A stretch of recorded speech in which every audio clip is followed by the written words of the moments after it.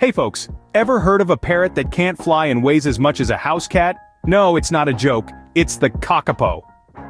This adorable chubby bird is from New Zealand and is as rare as a Wi-Fi signal in the middle of the ocean. Seriously, there are only around 200 of them left.